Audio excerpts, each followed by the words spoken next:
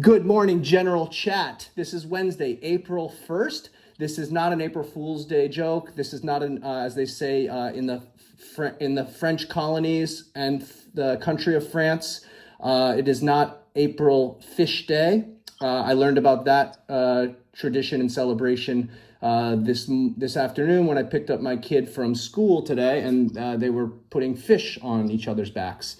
But we can get into that. The origins of that story today, if anyone's interested in hearing it. I am not recording this episode from the Discord because of some management issues that I'm having within the Discord. I am using the 9 Club's Discord to record this episode of the Good Morning General Chat podcast. So we are coming at from you live from the 9 Club's Discord channel, their voice chat. This is an unauthorized use of their voice chat, but we have a great guest today, as the 9 Club host would say, a very special guest. He's actually been on the 9 Club before. So our second guest that's been on the 9 Club. We are not doing a video podcast today, but we do have something special for your ears. Would our guest like to introduce himself to our listeners and the members of the current people in the 9 Club voice chat? Sure. This is Mr. Robert J. Puleo, otherwise known as Bobby. What's up, Bobby? Nice to have you on the podcast. Thank you very much for joining us. I'm glad we got a chance to make it work. So you were kind of going on a little bit about some stuff about Discord, about your uses with Discord. Can you explain, and then you started talking a little bit about your process of research. Yeah.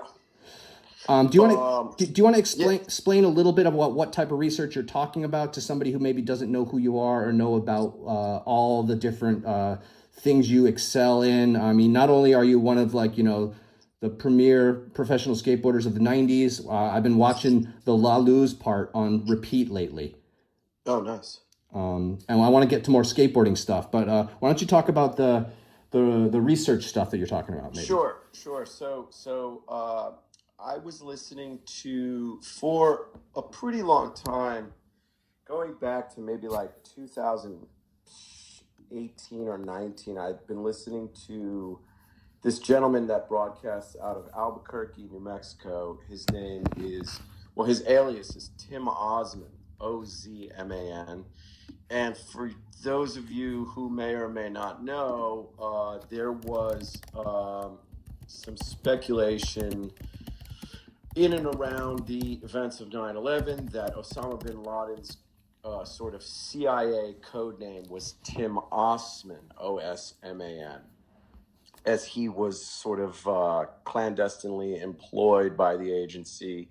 Whether or not that's true is, conjecture, speculation. I've never seen or heard, or even if I have seen or heard hard evidence that was the case. That kind of stuff is all very difficult to sort of verify. Just me being some dude who lives in New York and goes on the internet, you kind of can and can't believe everything that you do or don't read on the internet. So anyhow, I was introduced to Discord via that gentleman, Tim Osman's podcast / YouTube channel. He got booted off of both platforms. YouTube, I think he had something like 115 YouTube channels, and he was very good at circumnavigating the censors. And for a long time, especially around COVID, he was kind of having to start a new channel every other week for, his content? Just his opinion on things, Can I ask a question? Yeah, go ahead. So you feel like, or he was explaining that he was being censored and silenced, and he had to hop around kind of like a pirate radio style? Is that what you kind of mean? Absolutely, for certain. He was really good at it. And everyone in the community managed to kind of stay with him. I will say that pre-censorship, and this was heavy on YouTube, especially around COVID, especially what your stance on, you know, what was happening around that time. They were censoring. I watched a lot of people disappear from various platforms. So Tim became really good at dodging. He called it a sock drawer, where he would start these new channels up, and when they would get 3 strikes, he would have a different pair of socks that he would pull out of the sock drawer, which was a new channel. And I don't know how he did it. He never really explained how he was doing it. But about a year and a half ago, the YouTube censors just let up for whatever reason. I mean, we all speculated that, you know, we all kind of came up with why that was happening. But, you know, that's not really, you know, here or there. Sure. You know, for right now, we, you know, whatever. But anyhow, so with his YouTube channels, he almost became reliant on this Discord channel, which was not, Discord was not censoring to the point that YouTube was. And Discord allowed the community to kind of stay in touch. And I didn't go on Discord all that much, but Discord basically allowed you, when he was not live on YouTube or you know, had some content up or had gotten removed, you could go to Discord and basically figure out where he was at. And it allowed you to connect with, you know, basically a 24-hour community chat. Yep. More or less. Yeah, that's what the Discord that the Good Morning General Chat podcast is referring to. Is our Discord is called the Discord. Do you remember the names of any of these Discords that you used to use? Man. Oh yeah. Well, his, I think, was just his podcast was called, his YouTube was Infinite Plane Society, and that it got shortened to like IPS, and it was also Infinite Plane Radio. And then every channel on his YouTube would basically assume some sort of like take on that. But, you know, I want to say at a certain point he got either kicked off Discord, because then Discord started to kind of crack down. Yeah. And then Discord so he jumped ship to a different style, you know, community chat room or whatever you want to call it. And then at a certain point, I think he went back to Discord after they eased up. Can I interrupt for a second? Because I don't want you to like lose your time. Is this guy alive still? Is he currently doing stuff? Oh yeah. He's back on YouTube, and his YouTube channel is just I think Infinite Plane Society. Infinite Plane? Plane, Plane. Infinite Plane Society. And is that in reference to something specific? He's pretty agnostic across the board. I don't agree with everything he says. There's two things that I don't really see eye to eye, but One second before you go. Do you want to put that on record? I don't want to like have this blast. No, it's totally fine. Why don't you fire away? Tell us the two places where you or at least one of the ones where you have an issue with what. Well, one of the things that he's highly critical of is the use of gematria or gematria. There's two ways to basically say the G. Gematria. Gematria. And know what that is? 1 second. Does anyone in the chat here know what Bobby's talking about with what gematria is? I'm unfamiliar with this term. Does anybody want to unmute themselves and give your definition of what gematria is? Anyone? No idea? All right. So we got no idea from the chats. So why don't you fill us in? So gematria or gematria, depending on however you want to pronounce it, is the practice, the very old practice of assigning an alphabet with a numerical value. Okay, so what that means in very like layman's terms, if you took the English alphabet and you assigned a number to each letter, usually the most basic cipher is 1 through 26 with the English alphabet. A is 1, B is 2, C is 3, all the way to Z, which is 26. Okay. And this is where you get things like, for instance, that book that was pretty popular a couple years back. It's called the Bible Code. Yes. I know. So I remember that book. Yeah, so basically what that was, now I didn't read that book, so I'm not 100% sure that that's what this was. But I think, if I'm not mistaken, basically what this was the practice of turning the language, words, letters, sentences, paragraphs, entire books in the Bible into numerical equations. Okay? Yep. And this, obviously, the English alphabet is predated by the old Semitic alphabets, right? Okay. Now, in Hebrew, you have 22 letters, so that alphabet is going to be a little bit different. You're going to have, 1 through 22, and the same thing, So the only difference between the English alphabet and the Hebrew alphabet is that the Hebrew alphabet was established from the beginning, being understood that it also was a numerical code or a value system. Okay. So it was built to be both, to be letters and to be numbers. Whereas English, we don't practice that anymore. That's basically like a lost art, if you will. So getting back to Tim, he basically looks at anyone that practices it. Now he's a bit of a hypocrite because he will consider certain quote unquote content creators or, whatever, thinkers, philosophers, or people that he will, give the time of day to, especially this one dude called Garo, who's out there in Glendale, California. Interesting guy. So we like Garo. I think Garo is really interesting. He's a bit of like what we would call God Squad, where he's a devout, like sort of born again. Okay. Maybe Christian is not the correct term. Maybe it is, but he's a devout believer in the concept of Jesus Christ. Okay, he believes in the Bible, believes in all that stuff. Yeah. Takes it very literally. And anyone that crosses him or oversteps or speaks ill, he believes they're going to burn in hell, blah, blah, blah, blah, blah, blah. But his research is fascinating. And that's all I'll say. You could kind of go down that rabbit hole if you want to.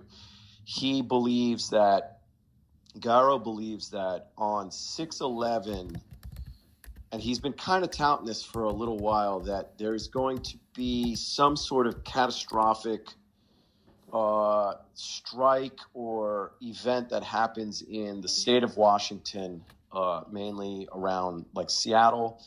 And then he believes that's going to happen on 6/11, June 11th. June 11th of this year? Well, it was last year. It was the year before.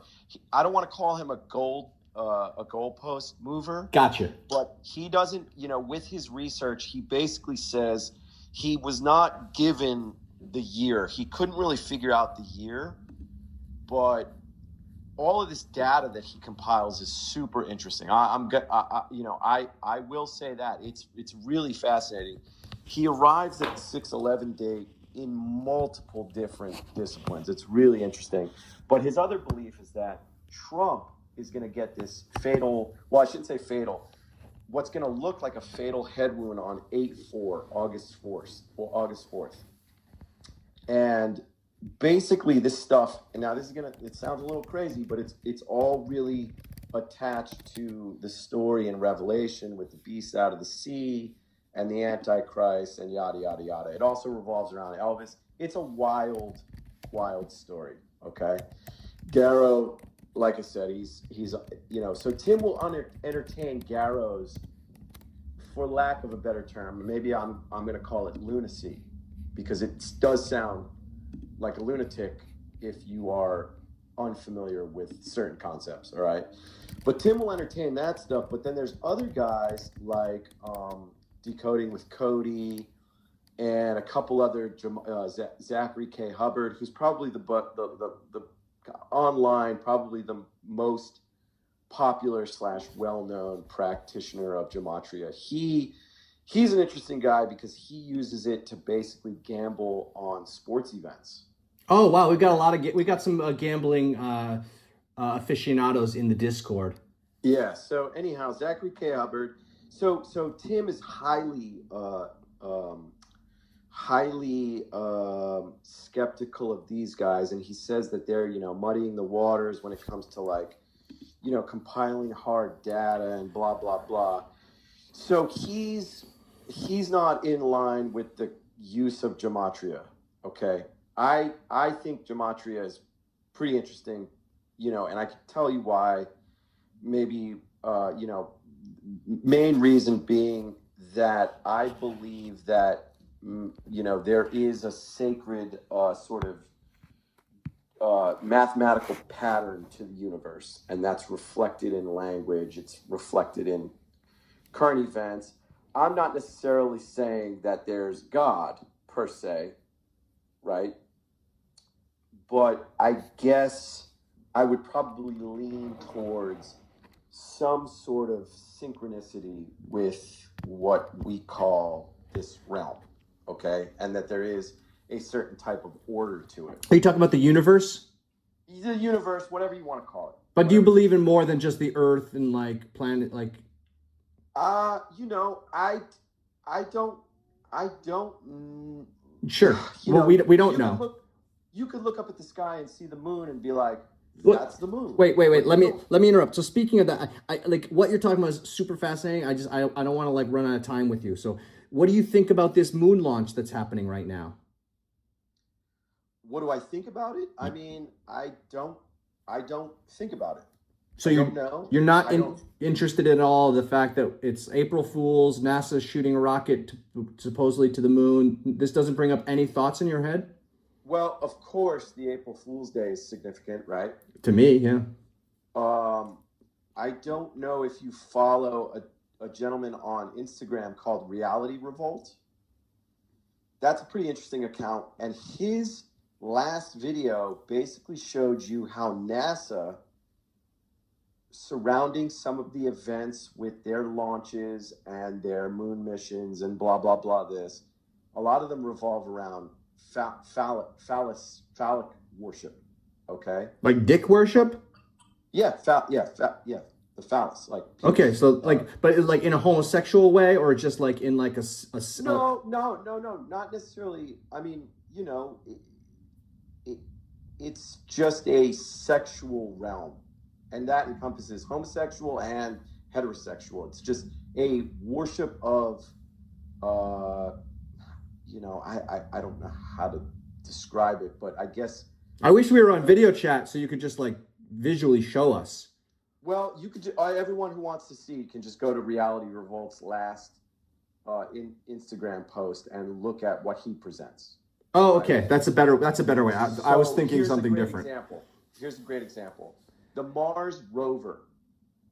There's one clip of NASA releasing the tracks of the Mars rover when it was supposedly on the surface of Mars, and its tracks basically traced out a giant penis.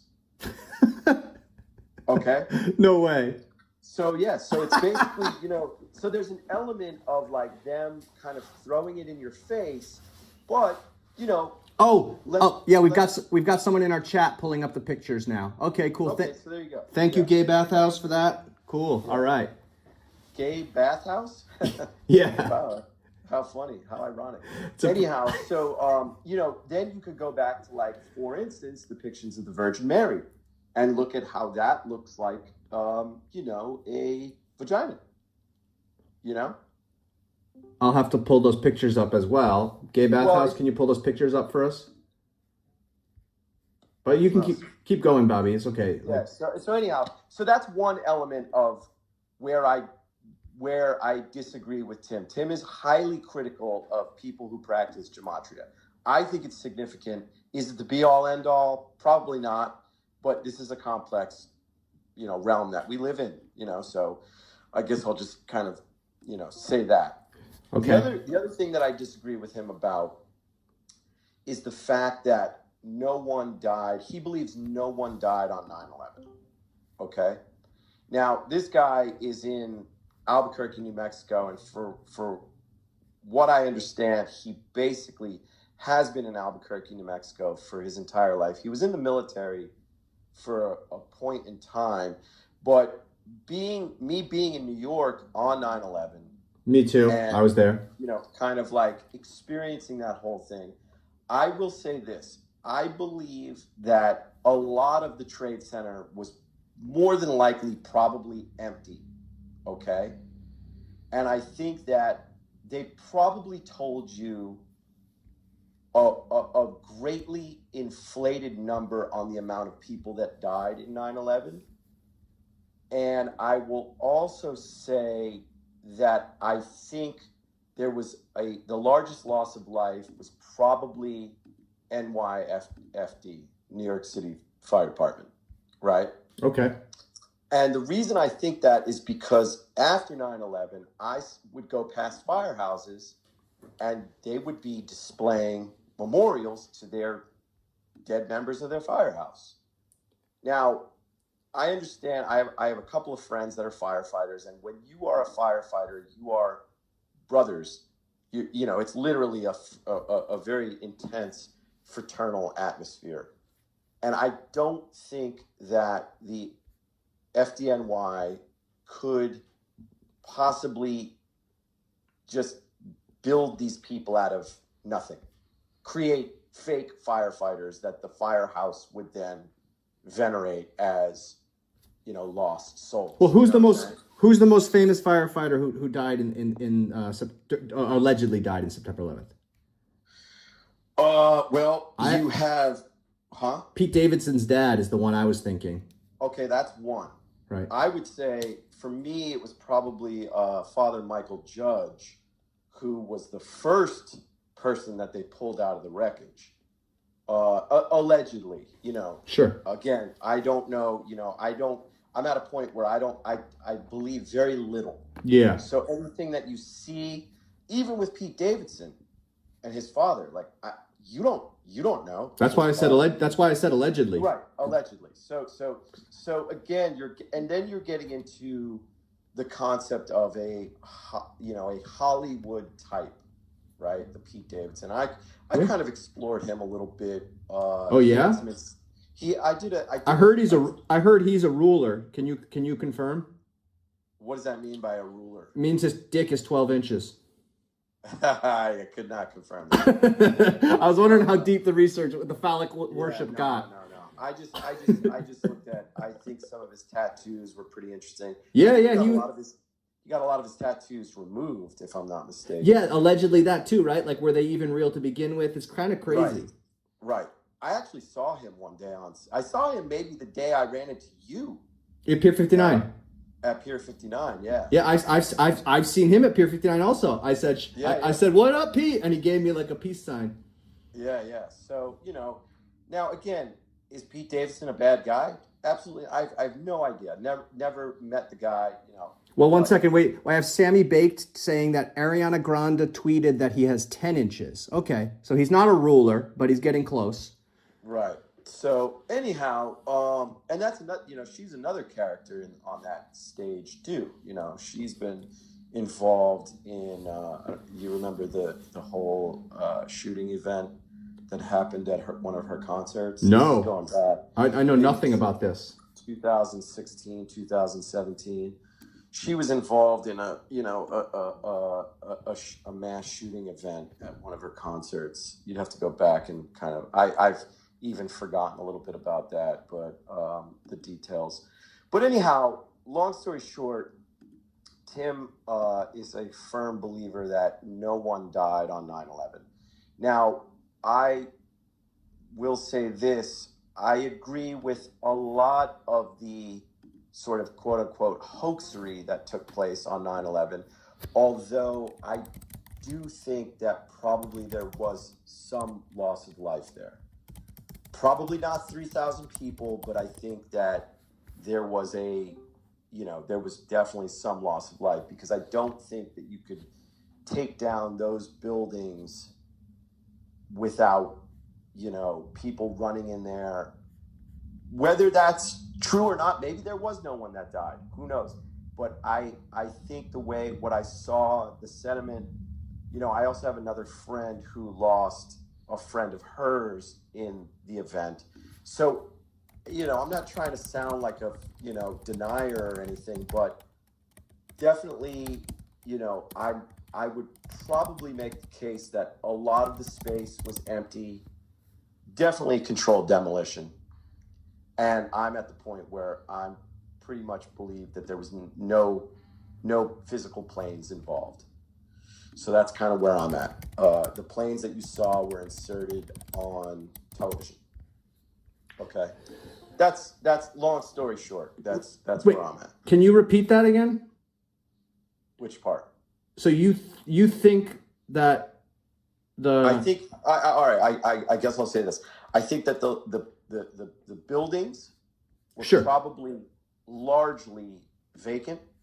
Sure, I heard that part. No, the part about the part about the airplanes. What did you say about the? Oh, that no planes. They were inserted. The ones that you saw crash into the buildings were inserted on television, on video. And you fully 100% believe that? 100%. What if I could show you a negative that was shot that same day by somebody that was living with me at the time on large format 120 millimeter film? I'd entertain it. Okay. All right. Cool. Yeah. I would definitely entertain it. Yeah. Again, you got to remember what I said is that the planes that crashed into buildings, 100%, in my opinion, inserted on video. Was there planes that were in and around the Trade Center that day? Well, possibly. I'm not trying to argue against what you believe. I'm just saying that the day it happened, a roommate of mine at the time was shooting. He's a photographer. He was photo assisting at a studio on Broadway, on near Broadway and Canal, and everybody was up on the roof, like because the first plane had hit. So everyone went up on the roof. So you've got hundreds of people on that building alone up on the roof, plus hundreds of people on all the other roofs in the vicinity, right? And they were a photo studio. So they had, and this is pre-digital, right? So this is when everyone was still shooting film. So this photo studio was it's called Sun Studios. And, now looking back, all I know for sure, Ed Ashnatic was there because Ed Ashnatic was my roommate, and he's the one who took the picture. And he came back that night with his rolls of film, and he was like, so I know he might have even brought it to the lab that day because the labs were processing film in 60 minutes back then. Yeah. So he came back. He might have come back that night with the negatives or maybe with the contact sheets of the second plane smashing into the building. So I saw on September 11th or September 12th, a contact, I believe it was a contact sheet and negative. Yeah. Of that plane. So, okay. When was the last time you saw those pictures? The last time I saw the picture was when he printed them, and he was then he had moved out of my apartment. So the first time I'd ever seen the actual physical print, he had moved to Eagle Street in Greenpoint. You know where that is? Yeah. Course. So he was living on Eagle. Do you remember Barry Scott, the guy who kickflipped the Flushing Meadows stairs? Yeah. So he was living with Barry Scott, and Ed had had made a giant print of, and I believe it was square because I think he shot it on a Hasselblad because he had made a giant print of it and it was hanging above his bed. And I remember being like, "Wow, Ed, that's what you go to bed to every night before you go to." And So let me ask you a couple questions. So the date of this was probably 2003, maybe when I saw that print. So you haven't seen it in over 20 years. For sure. No, I haven't seen it since 2003, 2004. Now, were you standing next to him when he shot the photo? You were not. Right? No. I was at Hunter College when it happened. Right. Okay. So the photo depicts the explosion, or does the photo depict... The picture he had was, I believe it was the tail because coming into it. Yeah. As the explosion went, it was. Now I haven't thought about this in a while, so I'm gonna have to hit him up and let me see if we can get Barry's. Can someone go back and at Barry Scott at Bonkers in the Discord and see if he can come in here and help us out with this, guys? Anyway, I'm not trying to hijack this, Barry. No. That's a pun. No, Yeah. I got you. I do know that if you were anywhere basically in Manhattan, I was in Manhattan, and so was Ed. the story of the second plane hitting the South Tower is coming from the south. So there was a lot of places on the island where your Sure. vantage point would have been obscured. Okay. Sure. Now, if you're on the west side of Manhattan, which is where I think you said the studio was. No, he's on Broadway. He was on Broadway. Oh, Let me. Can someone Google Sun Studios Broadway and find out the actual address for me, guys? You're basically, that's a straight shot. So From the north, that though. vantage point From the north. Yeah. Right. You have a straight shot south, and that plane is coming in from the south, heading north. So I would be interested to see the photograph. I'm going to get you the photograph. I'm going to get you a photograph. I would love to see Yeah, it. I'm going to get you the photograph, dude. I want to get you the print now, dude. I want to get you the fucking print, because how crazy would that be to have that print in your house?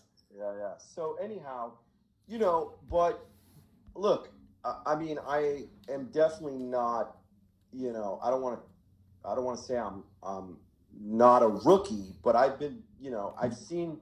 You've been looking. I've been studying this shit for a long time. Sure.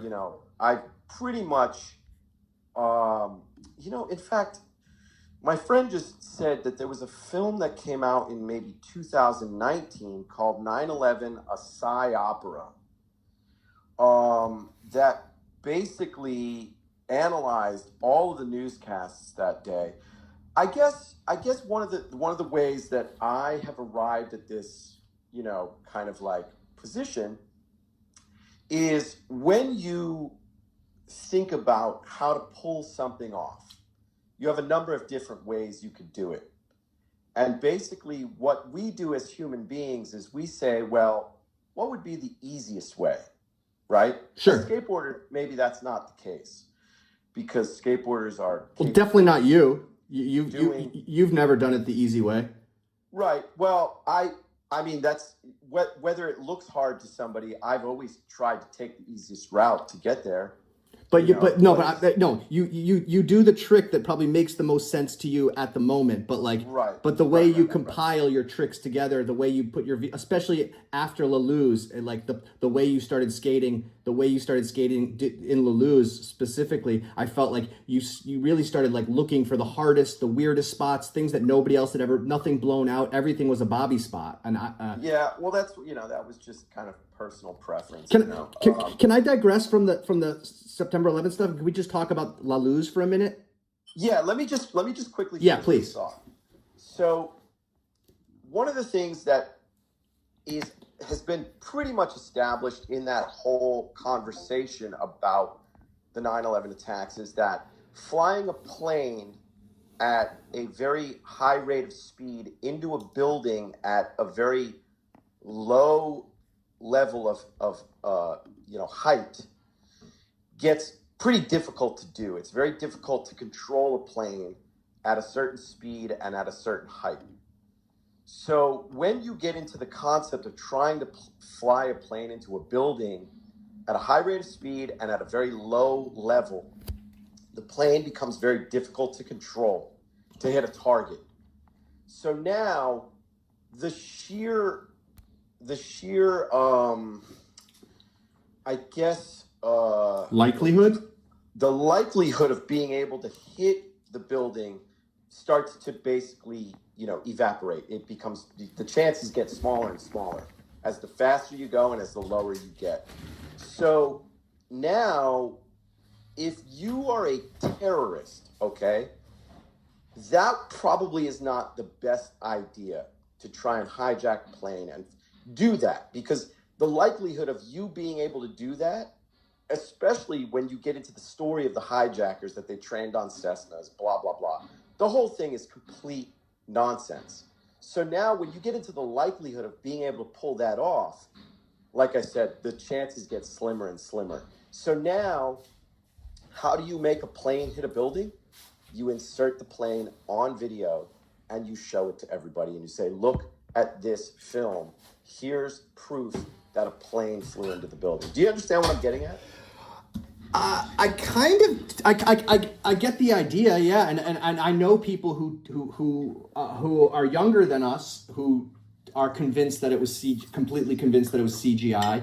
You're the oldest person I've ever spoken to that is in this belief, so it's a little bit. And do you think that because their young age kind of makes it like you think with an older age would come some sort of like not necessarily an enlightenment, but you would have to be foolish to kind of think that? I'm not trying. No, not at all, not at all. Like I don't think my friend is foolish either. I think he's like he's somebody I talk to all the time, and I really appreciate him. So why does your friend think it was CGI?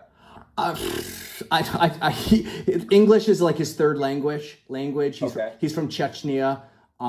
He lives in Brussels. So he's Muslim, but he drinks alcohol. He's not the he's not your normal person. Okay. Does that mean he's like he's also younger, so he wasn't there. He doesn't understand. Like he's like yeah. You know what I mean? So it's like he was born when Google already existed. Like he was born into a world with Gmail, and like you understand when I tell me the story about Ed coming back with already developed photos on that day. Like September 11th happened, and the film labs in Chelsea were still running, even though everybody else was trying to get the fuck out. But those guys that worked in the film labs, they still had to make sure that they finished their Condé Nast projects. They had to make sure that the fucking money was still flowing in. Those guys were still in the lab working. Totally. I have my old roommate has photographs of the 9/11 events. He has a film sequence shot from North 7th Street of the Trade Center in Brooklyn. I don't know if it's the South Tower or the North Tower, but he has this photo sequence of it collapsing. However, that's crazy. What he doesn't have is photographs of the second plane. Like I said, and this is the conversation that I've had over, because this is the first time you and I have ever talked about September 11th, I think. I mean, when we went to Arizona, was that before or after September 11th? Do you remember? Oh, wait. I think it was after. I think it was like 2005. Okay, so September. Or whenever the hell it was. I think I was riding for Enjoy, which is after. You were riding for Enjoy at the time. Yeah. I remember that, yeah. Yeah. So that would be after. Okay, so that was after September. Well, you know what? I will also say this. I didn't really start, to kind of like go real deep into the rabbit hole until about 2006. Okay. Because a lot of stuff, there was still that was obviously a very deep shock to the system of everything. Hell yes. So, did you know do you know anyone that died in it? No. Oh, okay. No, I don't. The closest I ever came was my friend Lisa had a friend that she grew up with on Staten Island. And I forget, her name actually might have been Lisa as well. Lisa Campos, I think. Yeah. And I can't remember what she said she did, but she worked in the Trade Center and she had died in 9/11. And then, like I said, some of my friends are firefighters, and specifically Mike Hernandez, Peter. Oh, Mike Hernandez, he filmed La Luz, right? No, that's Jay Maldonado. Oh, that was Maldonado, okay. Mike Hernandez skated for Infamous, though, right? Yes, correct. Okay. He's a New York City firefighter. And he came into the FDNY after September 11th, but obviously when you get into those firehouses, you're dealing with guys that either have a story, were there. A lot of them are obviously retired now. Sure. 26 years ago, FDNY does a 20-year, period of your duty. And so a lot of the guys are retired, but, you're dealing with deep, sort of scars, Sure. battle wounds, whatever you want to call it. So obviously those stories are very easy to come by in that, in the fire department. Yeah. Having said that, you could also watch video of plenty of FDNY officials, attesting to the concept of controlled demolition. Yeah. Blah blah, this and that. The no planes thing is deep rabbit hole. But one great film is September Clues.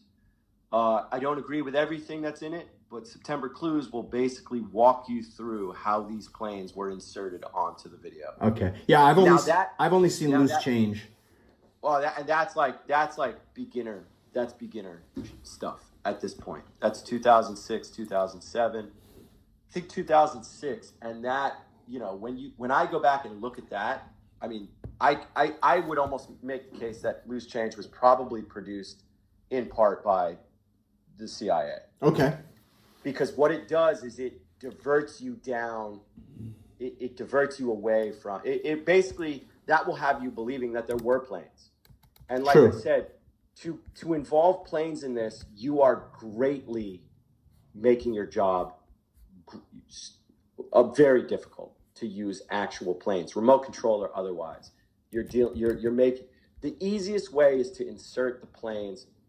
Explosions go off, that's the easiest way to bring those buildings down. You don't want to use planes because, God forbid, what if it misses? Sure. Your whole shit is down the fucking tubes. You're not invading Iraq. You're not getting to where we're at now with missing that building. So the best way to make a plane hit a building is to do it on video, because that guarantees that it hits the building. And most of the people digested the 9/11 event via the television. Yes, except for the people that were in New York. Except for the people that were in New York, which is a very, very small amount of people when you get into who actually saw it with their own eyeballs. Yeah. A small fraction of people. Yeah. Because most people were fucking running from that thing. Forget watching it. Most people were running away from it. We're not trying to, digest that event. But, by default, some people had to sit there, and kind of watch it. Well, this is also like like you said, this is when the big shift happened, right? This is like the mother of all conspiracy theories. Because before this, talk about pre-Google and stuff like that, but this is a pre-YouTube moment. But it was also, this is when like conspiracy theory books were basically just like Behold a Pale Horse was kind of like that was the one that existed. Was Confessions of an Economic Hitman, had that come out yet? That might have come out possibly post 9/11. Okay, but the other thing would have been the Kennedy assassination. All the books written on that. Yeah, people love that. The Magic Bullet Theory. Texas is the reason. Yeah. Okay.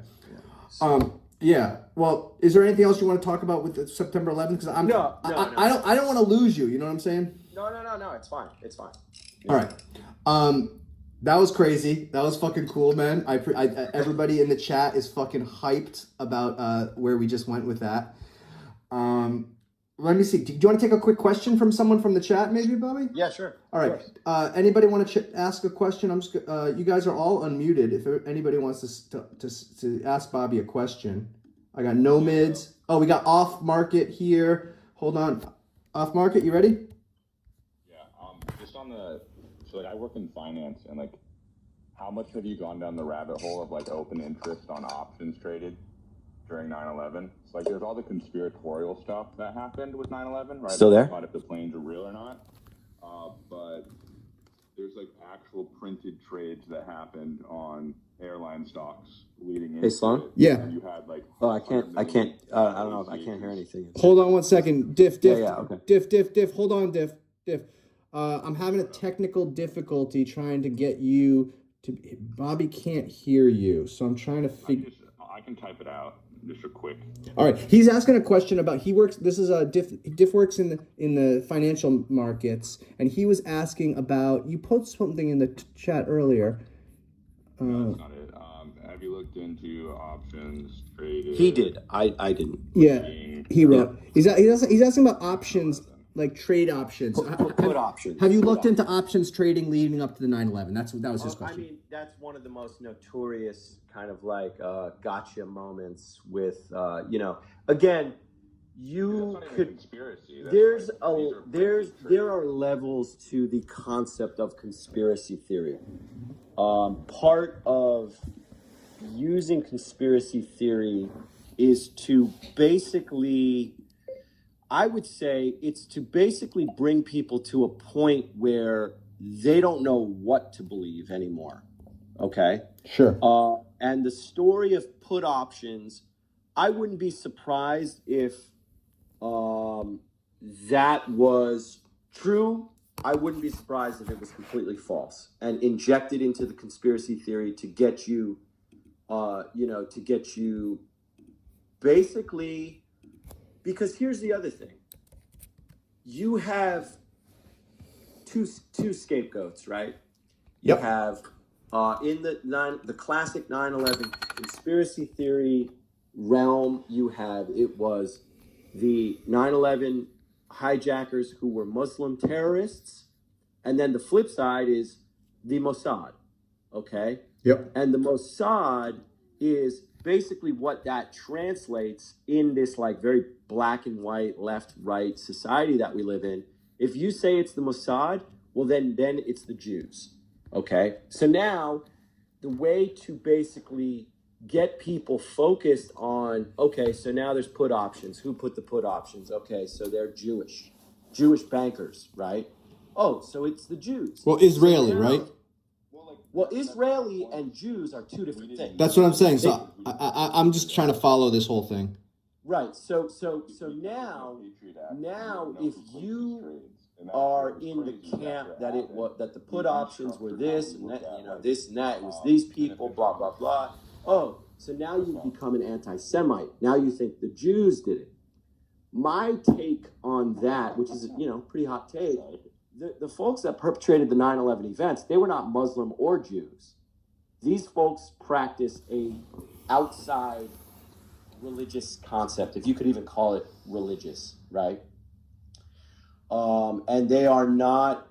They use the Abrahamic religions to basically, as firewalls, especially the Jews. I would say that the biggest victim of the 9/11 attacks were probably the Jewish people, because essentially what you're going to get is you're either going to get, aggression towards Islam or you're going to get aggression towards the Jews. Yeah, there was a lot of aggression towards Islam. After September 11th, falafel really fell off in New York City. And I'm not even joking. That was just like fell awful. It became it really, and that's all of the policy changes that happened, right? And the way and the worldview So again, going back to these put options, it's like realistically, it's similar to like the Epstein scenario. Well, can I? Go ahead. All right. So speaking of the Jew, wait. Hold on. Let me just really quickly make my point here. Okay. Do you really think that the folks at the center of the Epstein scenario are going to use hackable Gmail to send highly sensitive emails where they can be basically like thrown under the bus? Of course not. Are you talking about the Epstein files right now? Yeah, I'm just using that as an example. So these put options, yes, you could trace a put option, but are you really going to make it that obvious that you bet on something? I mean, it basically gives you away.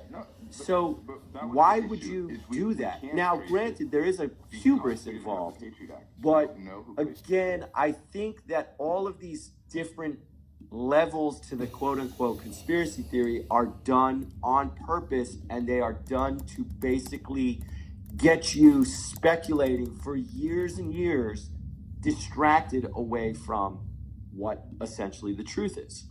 Now, what the truth is, I'm not going to be able to tell you that. I have my speculations, but again, I mean, these are all very sophisticated intel operations, and something like the put options, yes, it's interesting, but I don't think that that's going to be the be all end all, because it's very obvious. And the put options also came out really early on in the 9/11 quote unquote conspiracy theory. So I just think that the put options is just another kind of like level to the down the rabbit hole conspiracy theory. That's my hot take. Okay. Yeah, I mean, that whole, I don't really know much about the financial stuff, but did you know, is it true that that they used to call you the Jew? One person used to call me that. Okay, because just so you know, like, one of my core memories of you, Bobby, is you saying to me in the parking lot of a gentleman's club in Scottsdale, Arizona, You said that's why they don't call me the Jew for nothing. So who's the one person who calls you the Jew? Well, I'm not going to mention him by name, okay, because I don't know if he's comfortable with that. But I never really asked him why he called me that. Do you remember? Do you remember the story I'm telling you? No. I mean, I'm assuming it's because maybe we went into the strip club and I didn't tip. So it was. Do you remember who was on that trip with us? Pat Smith. Milton. Was it Milton there? Yep. You were there. Yep. Was Alex Musili there? Nope. Who else? I can't remember. There was one more man. Matthew Avedon. Oh, Matt Avedon. Right. Yeah, shit, I forgot he was there. That's crazy. Isn't that funny how the brain works? So yeah. We were skating the wedge one day. Yeah. And the wedge had that, like, it was right when the wedge had just built the little skate park there. So had you ever skated the wedge before they had built the skate park? I have, yeah. Okay, yeah. Shout out to Randy Colvin. Mongo Pusher. And Colby Carter too. Fuck yeah. So we were skating there. It was the middle of the day, Arizona in April. It was hot as hell. And this dude with like a longboard, I think, this dude comes up and he sees us all like skating and he does like a little heads what's up to us. And he goes, anyone want to smoke? And I joined him and I went and sat under a tree and got more stoned than I've ever been stoned in my life. Like this guy had like, you know, that white rhino, like it was weed with a name with it, you know, like I was like I was not ready for this. This was again 2004. Is that what we said? Something like that. Yeah. So this dude and he had a cool name like Prophet or something like that, you know. So like me and Prophet are sitting under this tree and I'm getting like baked beyond my life, like not just like, and it's the best high too. Like it's like everything's fucking great. And then I go back and I meet up with you. I go back to the skate park area where you guys are, and you guys seem to be done. And we all get in the car. We listen to Prince, "Let's Go Crazy," because I think we had bought a bunch of music on that trip, and like I bought that album. What album is that? Is that 1999? I have no idea. Yeah, 1999, and Milton is like doing air guitar and singing along to "Let's Go Crazy," which I had never heard before. This is like my first time hearing this song, and I'm stoned out of my mind. And then I say, I'm like, yo, that guy was a DJ at a strip club, and he said if we want, we can go to the club tonight, and he'll get us in for free. So do you remember going to the strip club with us? No recollection whatsoever. So we went to this strip club. Okay. And this was Arizona, 2004. I don't know what the blue laws are. You know what a blue law is, right? I think so, yeah. The blue law is like a regional law, like, you know, and the way between state and state, like there's different rules and regulations about how much skin people they can show and like whether you can do. So that was my first time being at a strip club, I think ever. And it was so you heard Prince and you went to a strip club on the same day and you had never done either before. And I smoked white rhino. Yeah. So I mean I had a fucking hell of a trip, Bobby. Like I said, this is some core memory shit from me. I'm skating with fucking Bobby Puleo who just got on enjoi. And we were laughing our asses off about that. That was crazy. Like that you were responsible. I beat Pat Smith in a game of fucking skate. Wow. Yeah. Like, you know, so I was having a great time. So we go to this gentleman's club, and we get inside, and Prophet gets us in, like just like he says, no alcohol. Yeah. So they give us like our choice, but there's 2 beverages with your entry fee. So we got in for free. So you paid no money to get in. They gave you 2 bottles of Snapple, or like a water and a Snapple, your choice. Mm-hmm. And then the festivities began. And they were wearing, because there was no alcohol, they could be fully nude or topless. Because apparently if there was alcohol, you had to wear they call them pasties? Yeah. Yeah. So we're there. Pants for your nipples. Yeah, I mean, is this story boring you, Bobby? No. Okay, all right, sorry. So I'm reliving it.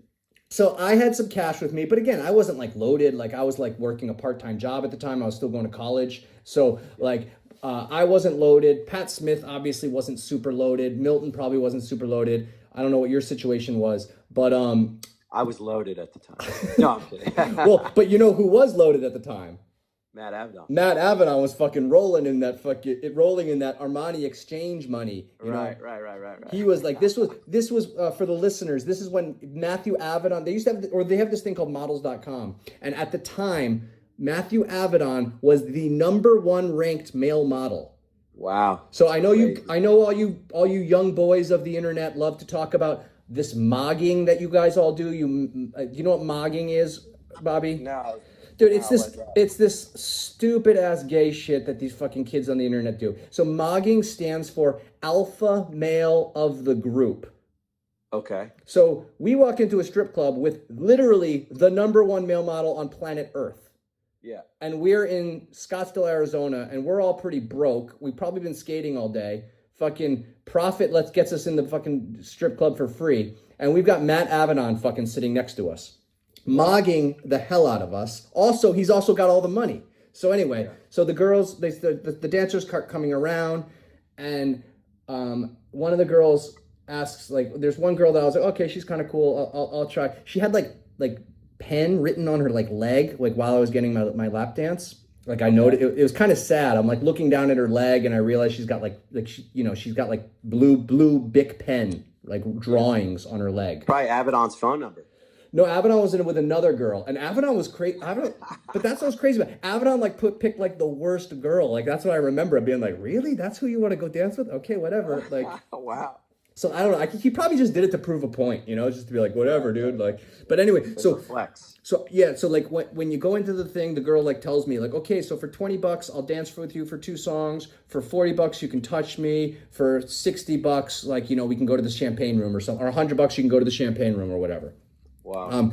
And I was like, okay, here's $20, and she's like, okay. And I was pretty hyped because she still like put my hands on her boobs at one point.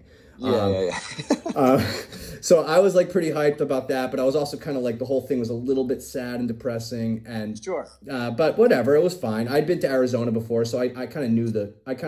Oh, you meant the whole state of Arizona was sad and depressing. Well, yeah, I knew the kind of deal of like what people were dealing with there, Whereas like Mavedon was coming from New York City, like and only been to Milan and Paris, So anyway, we come out of the club. We come after we all get our dances or whoever did. Was it night already? It was nighttime, yeah. So we're walking through the parking lot at night, and it's Arizona at night, like beautiful, right? Like it's like so sick, like. And I remember walking through, and all of a sudden Milton goes, "Mavedon, you fucking got the $100 dance, didn't you?" And Matt goes, "Yeah, of course." And we all start laughing, and Milton's like, I fucking knew it. See, I couldn't even enjoy my $20 dance because the whole fucking time I'm thinking to myself, Mavedon's getting the $100 one. Mavedon's getting the fucking... I mean, I can't even imagine what the $100 dance... I mean, I can imagine, but... Dude... Do you think that's really what happens? When I asked him, I was like, oh, so what did the $100 one get? He's like, oh, she like let me touch her boobs and stuff. I'm like, dude, I got to touch her boob for $40. Yeah. No, and then, he said 20. And then... or $20. I can't remember what it was, 20 or 40. All right. Or Milton paid 20. Milton paid 40 or 20. Yeah, no, Milton paid 40, and he's like, yeah. Milton was like, I got to touch her I had to pay 40, and I was like, well, that's why I probably said it. I was like, well, I think I got to touch her boob, and I only paid 20. And then we all looked at Pat, and Pat's like, and Pat was like, no, I just tipped some of the girls at the bar. So we were all talking about how much money we spent, and Pat was like, oh, I spent like $8, and I had spent like $30, like because. I mean, I already know where this is going. I spent nothing, right? That's right. And I was I don't really enjoy strip clubs. Yes, I agree with that. I will go to a strip club, but it's got to be the most psychologically like.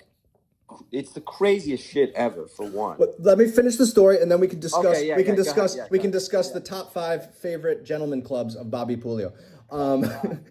So after we all exchanged our how much we spent, when you said you spent 0, I swear to God, I was kind of like, how did you even do that? Like the girls that were like going by us were like asking for dollars, and your response was, they don't call me the Jew for nothing. And then I thought to myself, they call Bobby the Jew? One person does. Yeah. And then you topped it off with the fucking banger of all quotes I still use to this day. And I said, well, what did you do then the whole time? And you said, well, I got an eyeful. It's true. It is absolutely true. You totally Yeah. I mean, it's not. Look, I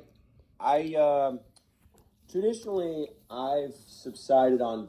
To this day, I subside on very little money. I try to work as little as I possibly can, and I pay my rent, and somehow I put food in my body, and I don't spend a lot of money, and money is not a huge part of my life.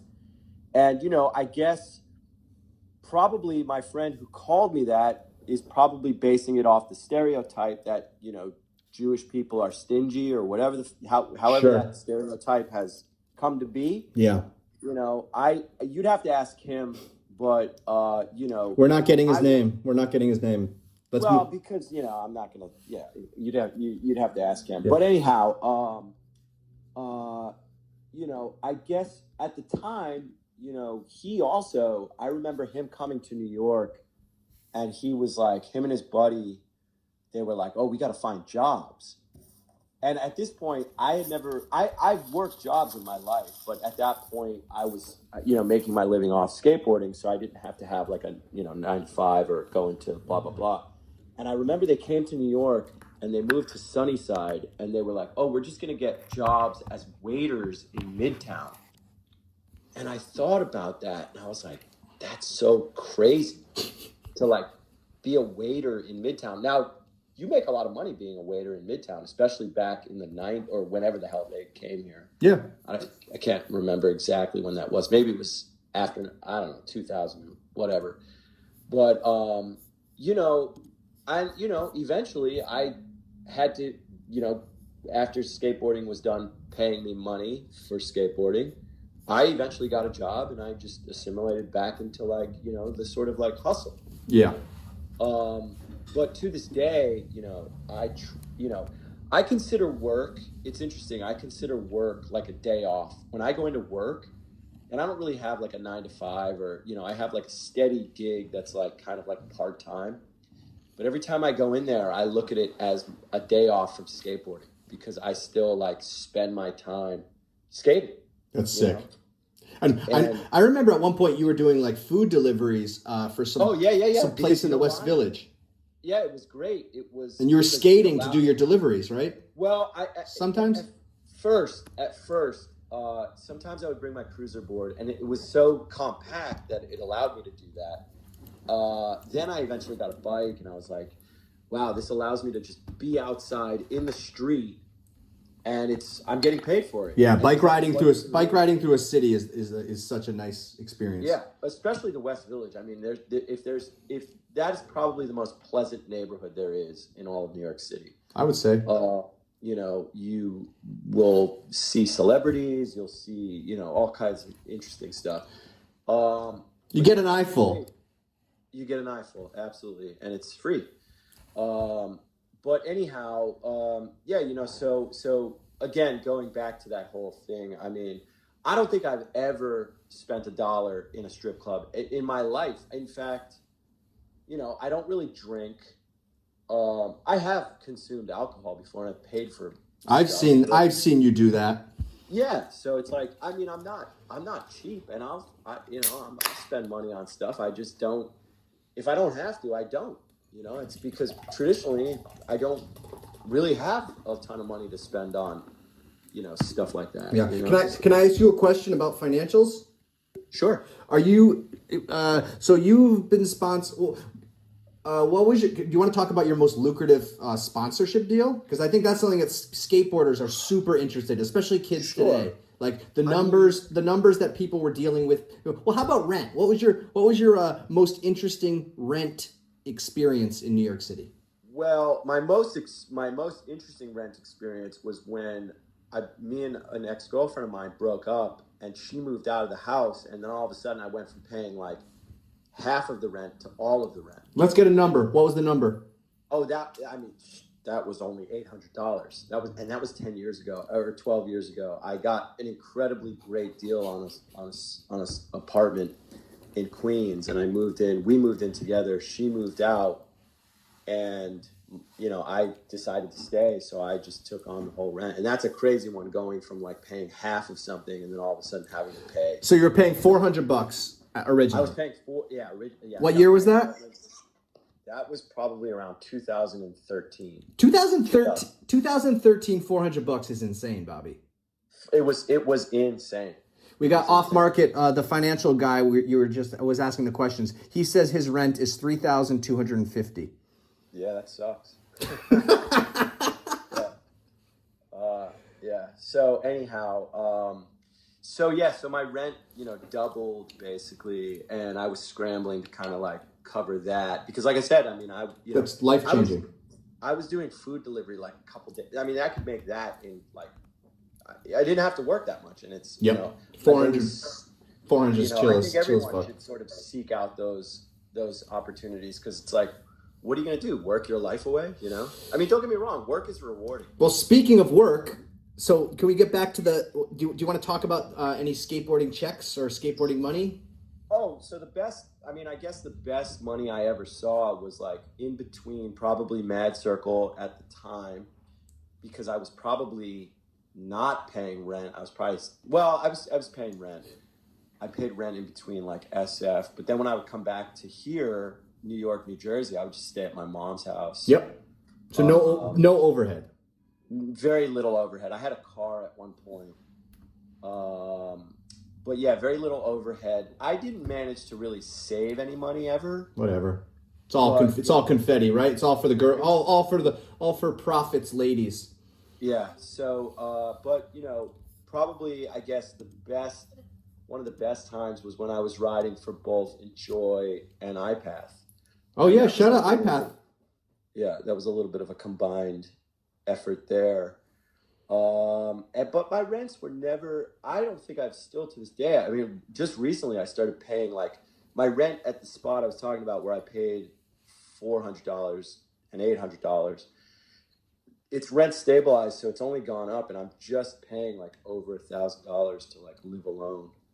That's nice. Which is great, and it's kind of unheard of in this day and age. That's you still find you're a finder, Bobby. You get your eyes get full, and you find opportunities, and you find spots. This was, part of the reason I ended up in this neighborhood was because I was living in Greenpoint, and I was coming out to Queens, almost like the cusp of like Middle Village, to skate this one spot that had like an outdoor roller hockey rink that had perfect flat ground. And it was like out almost like last stop on the M train. And I would come out to this neighborhood and I would just skate flat ground in this like no hustle and bustle of like touristy kind of skateboard touristy Greenpoint, Williamsburg at the time, where you had like, that was like a little like kind of like sort of skateboard touristy kind of mecca spot, where there was just a lot of skateboarders there. And when I say touristy, I mean like a lot of like transplants like had moved, because that was like a convenient neighborhood to live in, and you had skate shops and Bedford Ave and blah blah blah. So I would come out here to skate flat, and it was just kind of like a quiet like away zone. So I would come out here, and when I couldn't afford rent in Greenpoint at a certain point. Actually, that's not true. My roommate at the time, his girlfriend's spot in the East Village had a fire, and she ended up moving in with us. And then all of a sudden, it was me and this person that I was renting a room from. And then all of a sudden I'm living with him and his girlfriend, which wasn't the worst. But then I met a girl, and she lived in LA, and I was like, oh, just move in with me and you could share the room with me. And then almost immediately it was kind of like too many people in the house kind of thing. Sure. So my roommate at the time was like, yeah, I want to kind of like have this spot for me and my girlfriend. So he gave me a couple months to find a new spot. And I looked in Greenpoint and it was just too expensive. So I just decided I was coming out to this neighborhood every day out in Ridgewood. And I was like, let me look over here. And I looked over here and I found this incredible deal and I just jumped on it. And it was kind of like moving into like the Stone Age because, you know, you had all these amenities in Greenpoint. And I'm not saying I didn't like living in Greenpoint. I loved it. And, but, you know, all of a sudden now I'm like living out in this neighborhood where none of my friends are over here. But I did have this incredible amount of rent to be paid, you know. It was a great deal, so I jumped on it and kind of never looked back. And now this neighborhood is like kind of getting too expensive for most people that move over here. Well, that guy that was talking about his rent, you know where he lives? $3,200. He probably lives in, I don't know. It could be anywhere. Bushwick? Fort Lauderdale. Oh, fuck. Christ, that's crazy. Fort Lauderdale, Jesus. He has a very nice apartment though. Yeah, I mean, or house. It's a house. I think it's a house. You better have for that amount of money. You better have a nice deal. Yeah. Yeah. How are you on time? I'm pretty good. It's a townhouse. He wants us all to know. He wants everyone to know he's got a townhouse for that price. Yeah, that's great. Congratulations. Yeah. Yeah, I'm good. I can go like another, couple of minutes. Is there anything pressing you want to ask? As far as like, I mean, you kind of covered a little bit about. I mean, I think you let me try to see if I can get someone else to ask a question. Sure. Let me just see if I can fix this audio situation. Hold on one second. Yeah. Can you keep talking, Bobby? Sure. Okay. I don't know what you want me to talk about. That's perfect. I just wanted to check my. Let's try. We've got Winged. Hey, Winged, can you talk for a second? Let me hear your audio. I can't hear nobody. Okay, I can hear. Stop. I can hear you, but it's faint. It's really faint. Can you hear that, Bobby? I can hear it. Yeah. Okay, great. Yeah. All right, Winged, you're unmuted. Why don't you say hello to Bobby? And do you have any questions for Bobby Puleo? Bobby. Yes. How's it going?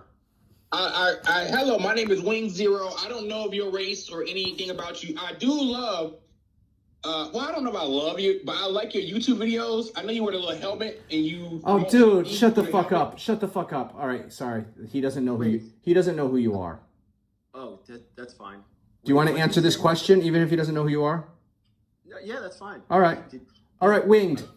He doesn't do a YouTube channel, and he doesn't. I've never seen Bobby even wear a helmet. Maybe at a skate park once I saw it. Is he confusing me with Andy Anderson? Who made the part where he skates slow in the helmet? I've seen the part. That's not who I'm talking to. Who the fuck is that? This is Bobby. Who are you? Wait. Are you thinking of Andy Anderson? No. This guy is a YouTuber. He wears a helmet. He got glasses, and he skates slow, and he had a whole part. Okay. Bobby Puleo has multiple parts. Bobby skated for Enjoi. Have you heard of that company? He was professional skateboarder on Enjoi. That shit ain't around no more. I know. It's actually back. Is it? Oh, yeah. Back. Yeah. Okay. They Why would they bring that back? Wait, did they contact you about it, Bobby? Not really. No. No? Are you... Am I what? Now I want to get some hot gossip. I'm going to mute the fuck out of Wing since he thinks you're Andy Anderson. So has Louis gotten in touch with you since they've... No. I don't think he would have. I don't think he needs to get in touch with... Yeah, that's... If anything, what he would probably want to do is, if he was going to do anything... I mean, I know that what his brand was called Jacuzzi after Enjoi. I'm assuming it's just going to probably be all the guys on Jacuzzi. I don't know who really rides for Jacuzzi. Whatever. So he hasn't approached you at all for doing some sort of legacy thing or anything? No, and you know what? Again, I'm like low on the totem pole there. If anything, it would be Jerry first. Yeah, but Jerry has his thing, and Mark Mark is kind of crazy, right? I don't know. I don't know what Mark's doing, but when you get into the legacy projects, it's like, why not? Everyone does guest boards these days. Yeah, but I'm sorry, Bobby. That's fucked up that Louis hasn't reached out to you yet. It's not. Yes, it is. I will say that. Fuck you, Louis Barletta. Call Bobby Puleo up. But I mean, even if he did, I probably wouldn't do it because I'm not I'm not like on board with like guest boards and all that stuff. No, he should just give you are you sponsored by anyone right now? No, I kind of like ride for my own like little boutique-y like fake brand, which is the Tim and Vic thing that I do, and I put out a board every now and again. And I've got the hoodie. You know why I've got the hoodie? how? You know why I have the hoodie? Why? Because I went to Hunter College. Oh, nice. Yeah. And that was just me and Chris at Same Old, just kind of having like, having an idea and, Do you want to plug your company quickly, just so people can find out where that is? I totally forgot about another. What is it? Another victim? No, I call it now. It's Tim and Vic, which is the Vic and Tim brand, which is Victim. And I just started doing that many years ago. And yeah. It's always just been like a little pet project that I kind of like put out stuff every now and again. The last board we did was a pro model that I sold through Labor in New York. And then Chris handled the international sales in Europe at Same Old. And maybe it's possible what that guy was talking about is the Same Old channel, which I've done. No, Bobby. I know Winged. He's a moron and he doesn't understand anything beyond. Well, hold on. Let's unmute him a second. Sorry, I don't mean to call you a moron, Winged. I'm just saying you're uneducated and you're ignorant about anything that happened in skateboarding prior to like 2012. I don't know him. I'm sorry, Bobby. Puleo. I don't know who the fuck you is. I'm sorry that I don't know you. And don't call me No. I'm not mad. Bobby didn't call you an idiot. I called you a moron, and I pulled it back really quickly. I don't mean you're a moron. I just mean you're unaware of what happened in what. Bobby, do you have any questions for Winged? Yeah, where does he live? You want to know where I live? You trying to pull up? What you trying to do? No. I'm just you're in the States, I'm assuming. Yes, I'm in the United States of America in Georgia. Because I know Sloan, you live in you live in Europe, right? Yeah, I'm in Brussels. Yeah, Brussels. So. I'm just curious, like how the Discord server works. Like if your folks are, Well, right now, Bobby, we have 1, 2, 3, 4, 5, 6, 7, 8, 9. We have 9 members. We're currently in the 9 Club Discord. We're just utilizing their channel because. Oh, got you. Okay. Because I'm having an issue in my Discord because one of the members of my Discord is being really rude to me, so I don't want to. Broadcast from our Discord, so I'm utilizing the 9 Club's Discord right now, and we've got we've got like 12 members in here. Does anyone want to sign off and tell Bobby where everybody's from? No, they don't have to. I was just curious if like you were pulling mostly European listeners or. Come on, guys, where are we from? Give me your shout outs. Utah. Right? Wow, interesting. Yeah, cool. So these are like folks. It's like middle of the day. Kind of, or whatever, midday, morning, hanging around, just kind of. I'm at work right now. You're at work. Santa Monica, California, right here. Let's go. Oh, nice, Santa Monica. The Netherlands. The Netherlands. Shout out Finn, one of my favorite new members of the Discord. Who else we got in here? Come on. Thank you. Paris, gay Paris. Oh wow, Paris. Yeah, sick. We got the Panhandle. We got the Idaho Panhandle. We got Sickens from the Idaho Panhandle. Nomids out of upstate New York. Wow. I don't know where Fat Lady Wrestler's from, but, Yeah, we have an international community in the Discord. Our Discord, we're currently in the middle of a Discord Wars, which is a 32 athlete game of skate that's played online. I beat, my first round I won. I beat this 17-year-old kid. I skunked him. How do you do that? You just set up a camera and you guys battle it out? Yeah, I mean, you know about Discord, so we just do it through Discord. So we just put on the cameras. I mean, we'd love to have you as a member of one of the Discord wars if you ever want to join. I mean, dude, I am so bad with technology. It's like I can't even believe I made it into the Infinite Plane Discord when I did, because I to this day I'm like, I don't want to say I find myself like slowly pulling away from technology. I mean, I'm not at a point where I'm ready to throw my phone away or anything, but it's like, I spend most of my time on Instagram, to be honest. And I just kind of peruse the stuff that I'm sort of fed via the algorithm.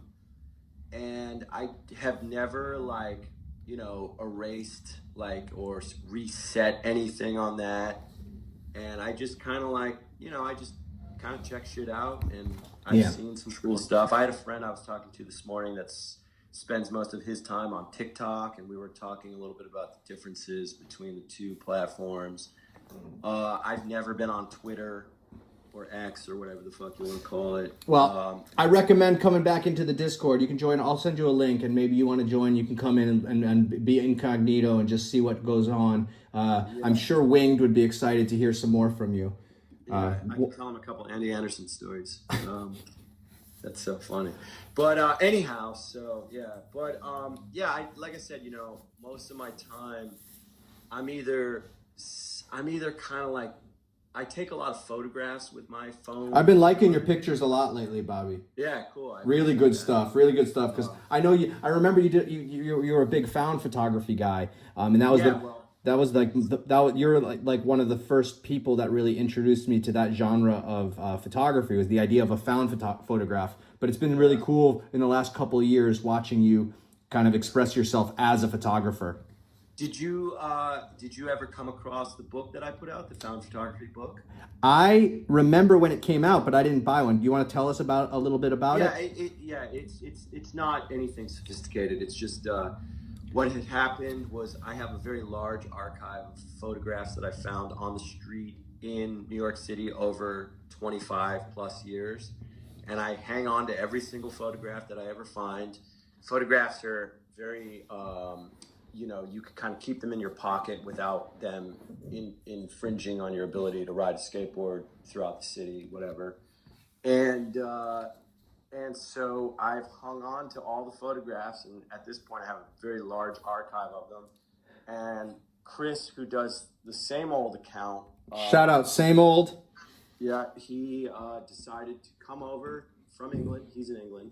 He came over. He took my archive, holed himself up in a hotel room for a couple days, and basically pulled out the ones that he liked the best and laid out a book, and I signed off on it and put it out.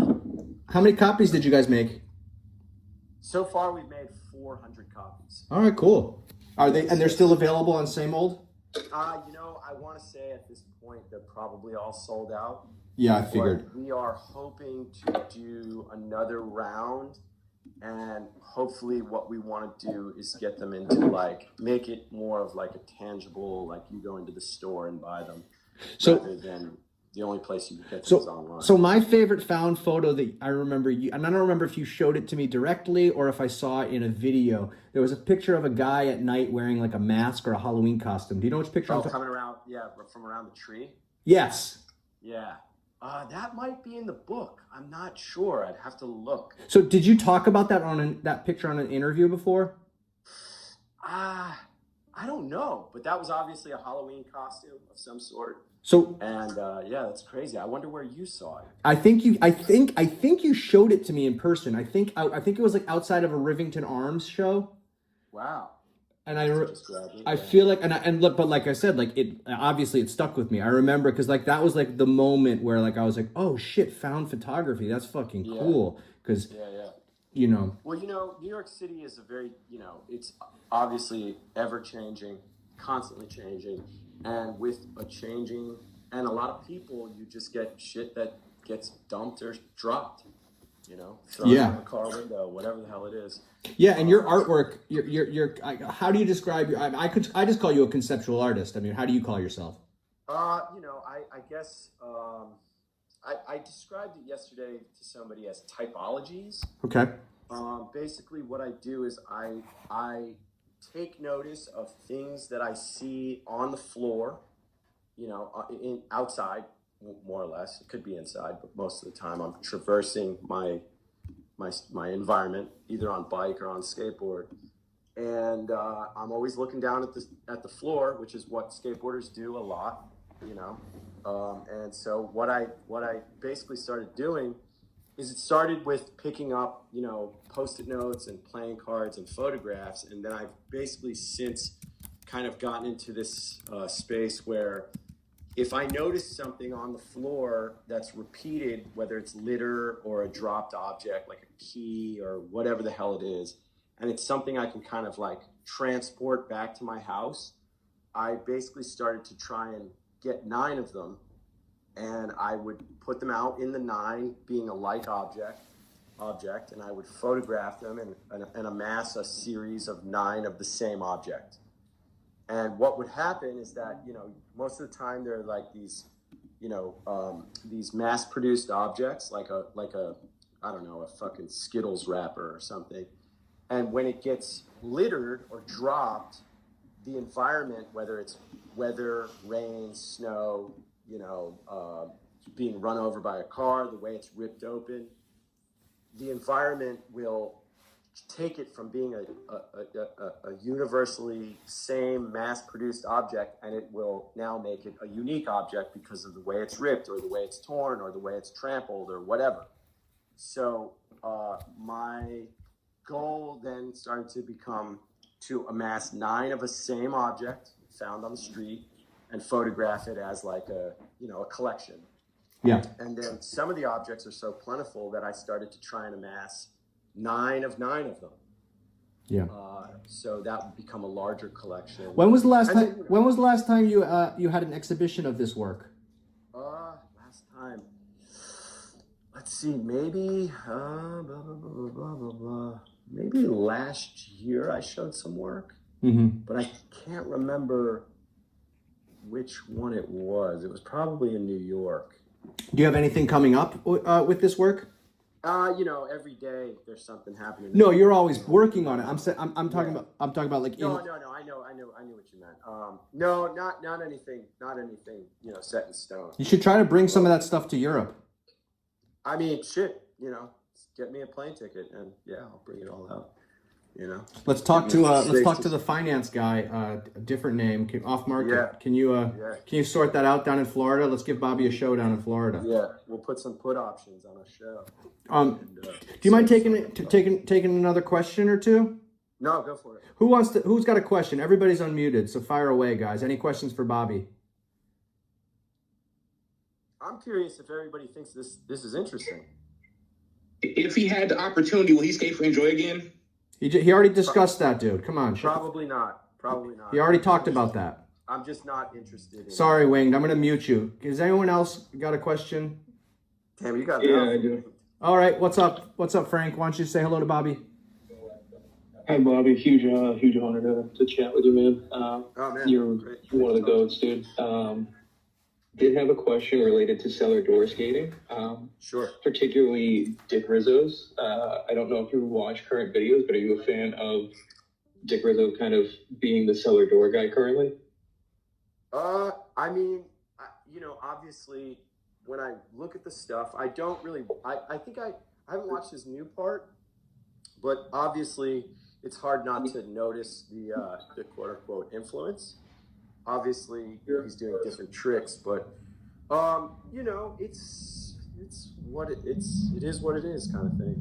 I mean, what do you think?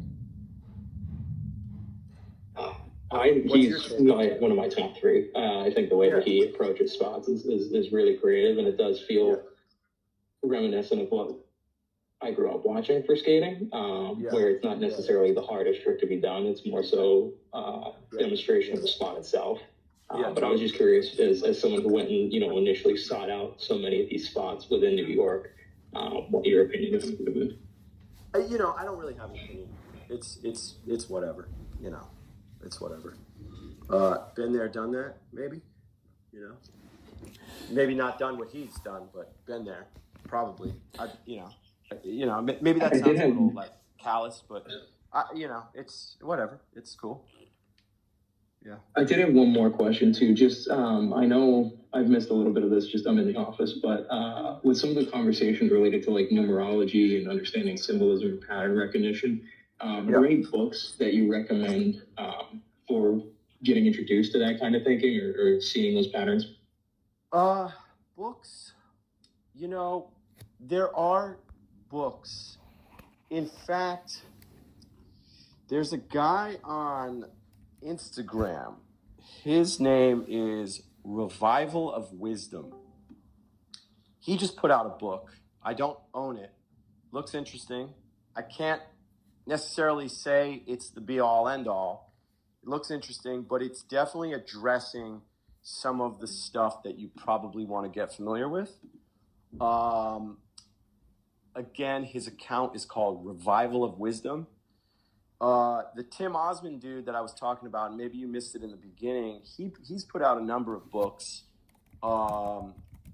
That's at Infinite Plane Society. Maybe that's, you maybe you go ips.monster. Again, I addressed this in the beginning. I don't agree with him on everything. Another guy that's interesting is Jim Fetzer. He's not necessarily, deep in the realm of esotericism or the occult, but he definitely is putting out books that will get you kind of recognizing certain telltale sort of things where maybe you should start questioning this or that. Fetzer's an older guy. He was a professor in the university in Madison. I forget what university he was at, but he was actually a professor of computer science, and he dealt with basically like reason and logic. He's put out a number of books. Again, his name is Jim Fetzer, Fetzer. There's obviously books on the history of banking and the history of the freaking, Trilateral Commission or the fucking Committee of 300 and all the, different type of, organizations, Freemasonry, blah, blah, blah, Aleister Crowley, the OTO, Rosicrucianism, all that shit. It doesn't necessarily hurt to explore anything and everything. Manly P. Hall, has written all kinds of stuff on the nature of, belief systems and, whatever. Books, I said this earlier. I listen to mainly podcasts, mostly via YouTube. I like a guy called Decoding with Cody. I like Tim Osmond, Infinite Plane Society. I like the Eye to Eye podcast, which is Ball Don't Lie. And it's this guy, Rambo, Decoding with Cody, and a guy called B-A-L-L, I think three L's, B-A-L-L-L, Don't Lie. They do a great podcast on Tuesdays. I like Lynn Ertel on Thursdays on the Fakeologist show, fakeologist.com. I like her a lot. And that's basically it. It kind of doesn't hurt to explore everything, and I think if you get good enough at it, you let your sort of like core, you let your kind of intuition sort it all out, what makes sense to you. We're all not ever going to agree on everything. So you kind of just gotta kind of take what sounds like what makes the most sense to you and kind of work with that, if that helps. Frank, you got any books that you want to recommend? Are you still reading books, Bobby, or are you just scrolling these? Oh, yeah. I'm actually reading Richard Hell's autobiography. Oh, sick. At the moment, yeah. It's kind of interesting. I don't have necessarily any books that are related to like numerology, but Bobby, if you're interested in like UFOs, things like that, I definitely recommend The Reporting of Unidentified Flying Objects by Edward J. Ruppelt. He ran Project Grudge and Project Blue Book in like the 40s and 50s, and it's just a really good assessment of the different cases that they ran into and whether they were explainable or unexplainable. Sure. Allegedly ran them. Yeah, but I mean, it's It's written by is very honest about not having had opinions on these things until he's doing this work, and it's just interesting to read from someone who's not like a believer. Yeah, no, I got you. I can't say that I'm a huge fan of the UFO kind of like rabbit hole. So you don't like UFOs? You don't like Dick Rizzo? No. Come I didn't on. say I don't like them. Who else can we talk shit about? Let's talk some more shit. What do you think of the new iPaths, Bobby?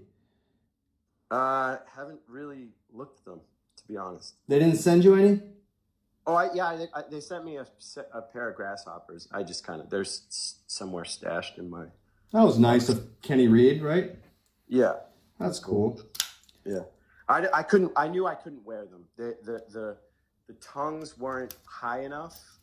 I got used to the Air Force Ones, the mid-top Air Force Ones, and it's just slightly it's a different shoe. So that's what you're skating right now? You're skating mid-top Air Force Ones. Yeah, straight out of the box. I take the insole out. I put my old insole in from the last shoe I had, and I removed the swooshes, and I have at it. Do you have a colorway preference? My preference is the blue and black. The blue and black uppers with a white sole. Mm-hmm. But right now I have like a slightly off color white sole, but the blue and black uppers. They look like the old, remember, I don't know if you're probably not old enough for this, but Air Jordan, when they first came out in '84, they made a red and black one and they made a blue and black one. And the blue and black ones look like the old original Jordan colorway. Okay. What trucks are you riding these days? And wheels? Venture trucks. Lifer. That's right, baby. Yeah, Venture Lifer. Ventures and Spitfire Lifer at this point too. What millimeter are you on? 50 millimeters, always. 50. Yeah, 50. Respect. Yeah. Damn. I haven't changed my setup in probably since 1998. What size board? What's the board width you're doing? 775. 775. There we go. Yeah. Damn, dude. Lifer. So are you watching any modern skateboarding? Just on Instagram. Is there anyone you like? I really like that Rifio guy on Vert. I like Tom Shar. He's incredible. Really like watching him. I like watching vert and pool skating. I like JT Worth It. Is that how you say his name? JT Wooten? Not Jake Wooten. Oh, not Jake Wooten. But Jake Wooten is incredible too. But I think his name is JT Worth It. JT. At least that's his Instagram account. Okay. I don't know what his name is, but he's an incredible pool skater. He can like switch carve stairs and frontside ollie over stairs in the shallow end of pools. I think he's sick. Yeah. Have you skated any real pools in your life? I skated like one or two. Was it Asbury? I skated Asbury once and it was incredible. But that's not like a real pool. That was like pretty square. Yeah. I mean, it was a pool. It's a pool, but it's not a California kidney. It's not a California kidney, exactly. It was like an East Coast, fucking square. That pool was incredible, and I couldn't do shit in it. Yeah, did you hit coping? I probably not. I can't remember. I don't think I never skated Asbury, but I don't think I could get on the coping there. Yeah, and you know what? To be honest, my setup is not meant to hit coping. No, you're skating 50s. Yeah, exactly. So, and you know what? And to be honest, I really don't have any interest in hitting coping because I also don't want to hurt myself. So I'm not trying to like aspire to be a pool skater. But I will say this, every dream that I have about skateboarding usually involves me being a pool skater, which is pretty crazy. But my favorite thing to watch is like mid 80s like Del Mar like pool contests. Do you remember who we saw skating in Arizona when we were skating at that Paradise Valley Park? I'm going to probably say we either saw Colby Carter or Randy Colvin. Chris Livingston. Oh, Chris Livingston. Oh, my God. Yes. And you know what? He's incredible. To this day, his pool skating is absolutely insane. Do you remember him skating? We skated that kidney bowl with him? I do. Yeah, I do. Yeah, he was. And you know what's funny is that because he's regular footed, right? I think because I feel like I remember him ollieing from the deep end of the kidney and doing a frontside nose grind into the shallow end, and I was just. Next level. Yeah. Next level. And Pat Smith did his first frontside invert ever in that same kidney bowl. Do you remember that night? I don't remember any of that. Oh shit. Yeah, I don't remember any of that. I'm surprised that you remember all those details, even the strip club stuff. That's incredible. I don't remember any of it. Well, a lot of it was because I was there with you, because you've obviously been on loads of tours. You know, like you said, you skated for Mad Circle, and to the younger people here, you guys all know what Polar Skateboards is. There was a guy called Pontus Alv that was just a skateboarder on Mad Circle, who's now become... He was an AM, yeah. Yeah, he's now become like one of the most like influential people in the skate industry over the last like 30 years. But like Mad Circle was done by Justin Gerard, right? Correct. Yeah, and Justin Gerard was already like an iconic like early 90s street skating pioneer out of San Francisco. He skated for the New Deal. So like when you were on Mad Circle, like I already kind of and like was Andy Howell involved in it at all? No. Well, Andy Howell broke away from New Deal with Justin, and Andy started Underworld Element. Okay. Which then became Element. That's right. So Andy Howell left and started. But so between Justin and Andy, there was this really cool, and then Ed Templeton as well. Like New Deal had like a lot of cool artist guys. For sure. That were doing stuff. So when I first saw the Mad Circle videos, and when I saw the FTC video, and I saw you, and I was introduced to your skating, like, I'm just trying to like, I don't know why I started talking about Pontus Alv, but oh no. So what I was saying, so when I got to go to Arizona with you, you and I weren't like good friends. Like you were like a friend of, I think you were living with Milton or with Pat at the time. No, I was just friends with them. Okay. Because I remember that was like the most time I'd ever spent with you in my life. So that's probably why I remember it so well, is because like for me it was fun to be like on. That was like my first like skate trip with anyone who wasn't just like my skate homies. Right. You know, because I wasn't like in the industry or anything like that, or like you know. But yeah, we basically Pat and Milton and myself all lived in Greenpoint. That's right. I forget where Avedon was living, but. He was probably still in Manhattan at the time, or maybe he had just moved to the Fulton Mall. Did you ever go to his apartment on Fifth Avenue? I never did. No. He was living on Fifth Avenue between 16th and 17th. Interesting. Yeah. So it wasn't like uptown Fifth Avenue. It was this weird like kind of converted loft that I'm sure his mom had converted like in the 80s. You know. Mm-hmm. Yeah. But like, I actually got a chance to go to his grandfather's foundation though, and I helped him move some of his grandfather's prints around. Because Matt works at the foundation now. Yeah. What did you think of that space? It's incredible. Yeah, it's crazy. It's incredible. Richard, just so the listeners know, we're talking about Richard Avedon. He's kind of like the most famous fashion photographer of all time. Yeah, he's very high. There's even a movie called Funny Face, starring, what's the name of that actress that was really popular in the 60s and 50s and 60s? You don't mean Funny Girl, Barbra Streisand? No, not Barbra Streisand. There's a movie called Funny Face. Actually, off market. Can you pull this up in the chat? So who was in Breakfast at Tiffany's? Who was the actress in that movie? Oh, Katharine Hepburn. Yeah, I think it's starring Katharine Hepburn, and it's starring like one of those like Fred Astaire guys, and he's playing Richard Avedon. He's playing Dick Avedon. He's playing the character of this fashion photographer in the movie, and that's Richard Avedon, and that's the foundation that you're talking about, like that where you were seeing those things. Really. So you did. There's a great photograph that his grandfather shot of the Everly Brothers. I don't know if you know who they are. I do know the Everly Brothers. Yeah, from New Orleans. Really great photo of them right when you walk in. What's their big hit? He had the face tattoos, right? Shit, I don't know. Am I thinking the right guys? The Everly Brothers. They're from New Orleans. Kathy's Clown was one of their hits. I don't know if they were from New Orleans, but maybe they were. I don't know too much about them. Kathy's Clown is a great song. Let me pull these fools up. Oh no, the Everly Brothers. Wrong guys. Okay. So who are you thinking of? Who's the guy that has like? He's from New Orleans.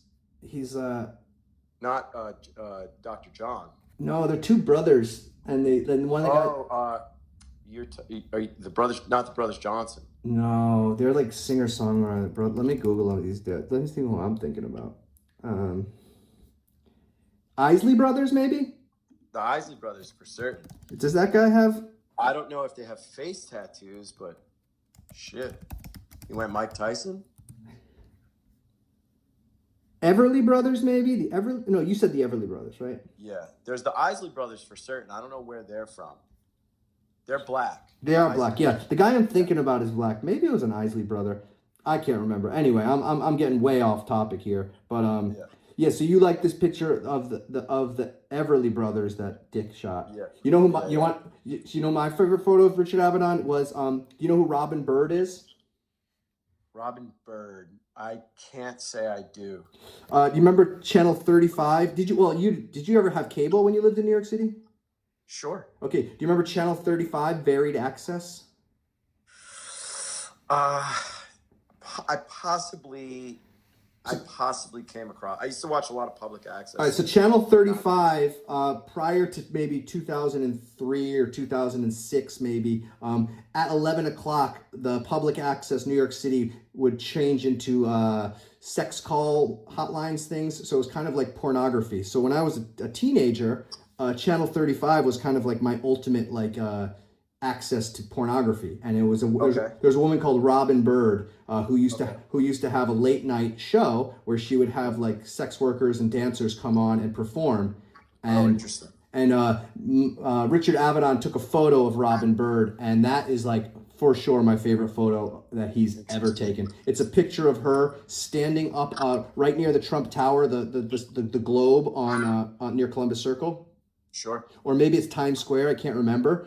But because Matt works at the foundation, so I hit him up like 2 years ago, and I was like, dude, get me a print of that. Like, I don't care I don't care if it's a photocopy from the fucking printer from your office, but please get me a print of that. And he went, and he's like, yeah, I'll see what I can find. The picture is a composite, so he shot Robin Bird in a studio, and then they composited the background. And so it's not even a real photo, you know. It's like totally. Is it like Times Square looking? Exactly. Yeah, she's up on like a pedestal. Yeah. So Matt sent me. I'll show you.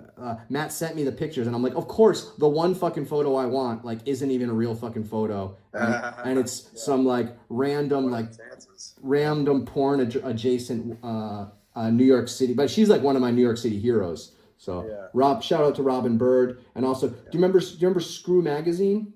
Of course. Yeah. Who was that guy? Rob Goldstein was his name? Yeah. Yeah, so he was on the same channel. Yeah, interesting. And I quote him all the time, man. I I can't pay retail. That's great. Yeah. Shit, man. I don't want to take any more of your time. Does anybody have any questions for Bobby Puleo? Welcome to the voice chat paracosm. Does anybody here have another question for Bobby Puleo before he has to get going? No? Are you going to be joining the Discord? Probably not. Great question. Anyone else? I'm sorry. I have my mic on. Nobody wants to ask any questions. This guy knows Pontus Alv. You guys, come on, children. Hey, Bobby, tell us about the CIA, skateboarding, and RFK. Oof. I mean, you'd have to go to you're talking about the post I made with the photographer? Yeah, with the RFK next to the guy skateboarding. Yeah, I mean, I sum it up pretty much on my Instagram account. You know, that I didn't really receive too much interaction in terms of anyone really chiming in, and it kind of just got, It's crazy, Bobby. It's crazy. I don't disagree with anything that you found in that, especially as a photographer and as somebody who works on photo shoots. All of your instincts really resonated with me. The idea that kid in the picture is also the same kid in Central Park. I agree. They look very similar, and the fact that it's the same. That was the work of somebody that followed my account, a guy called Jacob Blizzard, and his account is called Blizzard of Oz. He actually, I explained this in the post. he contacted me and said, "Hey, look at this kid. Do you think it's the same kid?" And I said, "Yeah, they look a shit ton a lot like, like the same person." Yep. And it was from me looking at the photographs that I then thought that I noticed Sirhan in the same batch of photographs. So I lay it out in those couple of posts. And if you scroll back into my Instagram account, you will see the posts. And it's, was sparked off by Tony Hawk trying to locate the gentleman in the photographs, the Bill Epridge photographs of the skateboarders in Central Park. And like I said, it was Jacob Blizzard that noticed the Romero character from the busboy at the Ambassador Hotel. And he, said, it's possible this is the same kid. And that's where, like I said, I started looking at the photographs and I said, that looks like Sirhan back there too. We've got Gabe Bathas saying Sirhan worked as a groom in horse racing before he did his thing. Did you know that? Again, allegedly, right? Reportedly worked as a groom in horse racing. Who knows what any of these people, the whole thing could be made up. Well, I know that you grinded up that handrail on the corner of 8th Avenue and 14th Street, and I never saw footage of it, but the photo is very famous now. The photo's great, yeah. Well, yeah. Mike O'Mealy shot that one? Mike O'Mealy and Ryan G shot it. Ryan G actually shot it, I can't remember if it was Ryan that shot. Ryan might have shot the second photo, and Mike O'Mealy shot the first one. And the reason there's two photographs of it is because in that first one where I'm riding the Guy Mariano board, we shot it one day. We were just skating around. We shot it, and then quickly after that, I got on Infamous because the reason I'm riding a Guy board was because Mad Circle had just gone under. And I went to the skate shop. I went to Supreme, actually, and I got that Guy Mariano board because I liked the shape. It was a 775. And I set it up. We were skating around. We shot a photograph. I didn't think it was going to get used for anything. And then I decided to go back with Ryan and shoot it because I had gotten on Infamous. Okay. And we needed like a photo for an ad or something. And I was like, I shot this photograph with Mike. I don't think he's going to use it for anything. Let's just reshoot this. We reshot it where I'm riding an Infamous board. And then the next thing I know, the O'Mealy photo comes out. And I don't think the G photo ever got printed. Okay. Or it could be vice versa. Yeah. But that's the story. There's no footage of that because that's what I was trying. Can someone pull up this picture that I'm talking about maybe in the chat? There's no footage because there was no filmers around. I get that, but realistically, like how high did you go up it? Was it just like a not that high? Yeah, because that thing was crazy. It was like a weird like fake handicap ramp. It was like a temporary. It's still there. It is, huh? That thing is still there. Yeah. It used to be a bank. Now what is it? Like a yoga studio? It was it was a carpet store when I grinded that. The bank was across the street on the north side. So you're doing it on the south side. No. That was an old bank building. Also an old bank building. There was a bank across the street as well. Okay. But that's on the south side of 14th and 8th, right? That's on the southwest. North side. Wait, let me think. Shit, for some reason, for some reason, I think it's on the north side of 14th. Maybe the northwest side. It could have been. I haven't been on that corner in years. Yeah, there's also a bank building on the south side, the southwest side of 14th Street as well. Yeah, and 8th Avenue. Yeah, okay. So because that was the thing. I was always wondering. Like, I remember going, but you remember George Rippin? George, yeah, of course. Okay, cool. He actually lives in Belgium now. I was skated with him yesterday. Yeah. But he was, I remember him showing that to me one day, and I was just, it was before the photo, like maybe the photo had just come out, or I don't know, but I was just like, we were tripping out on it, like he was trying to like nose slide it or something, and we couldn't figure out how you rode away. So I always wanted to see the footage of that. Well, it wasn't beautiful, that's for sure. The photo's fantastic though. Yeah, the photo did come out good. Yeah. Somebody recently got their hands on that Guy Mariano board. I believe the account is Golden Era Skateboarding or something. I can't remember the dude's name that does that account, but he put the board and the photograph together. Yeah, a lot of old heads probably love the fact that you're on a girl board. I mean, they were like a beloved company for a lot of people like my age sure. and like Yeah, maybe a little bit sure. older. I don't know. It never really hit with me necessarily, but like I don't know. Well, you had to have started skating. That girl goes back to 1993. Yeah. So, you know, if you were skating like, I mean, obviously they had their, you know, resurgence with Paul Rodriguez and a whole cast of characters. Oh, they've always had a great team. Even now, they still have a good. Have you seen that guy Simon that skates for them? Yeah, you know, to me, Simon is not girl material. Great skateboarder, not girl material. That's what a lot of people say, Bobby. You got your finger on the pulse because a lot of people keep saying that. Because the thing is that when girl was a thing, they almost had no transition. Everyone was heavily street. Where Simon now, concept street skating is more like all-terrain vehicle kind of thing, you know? Yeah, we live in a post Grant Taylor world. Correct. Yeah. So. Yeah.